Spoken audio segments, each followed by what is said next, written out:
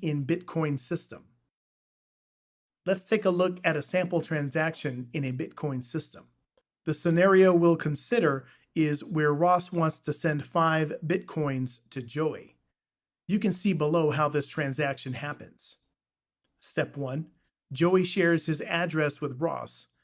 Step 2, Ross creates a transaction message and adds Joey's address and 5 Bitcoins to it.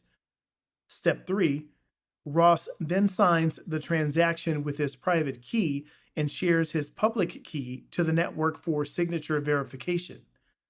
Step 4, Ross broadcasts the transaction over the Bitcoin network. Thus, Ross has successfully sent a transaction of 5 Bitcoins to Joey. Double spending problem. Now, let's see what happens when Joey tries to spend the same BTC in more than one transaction, which is potentially a double spending case, which is a common scenario in Bitcoin blockchain. The example that we will consider is where Joey, who has 5 Bitcoins in his wallet, is trying to spend them on more than one transaction. As you can see, Joey is trying to send 5 Bitcoins to Rachel and 5 Bitcoins to Monica.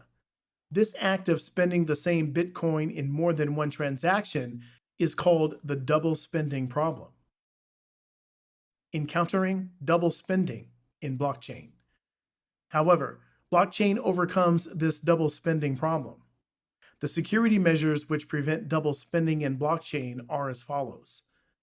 Transaction details are sent to all nodes which are on the network. This is the process of initiation and the broadcast of transaction.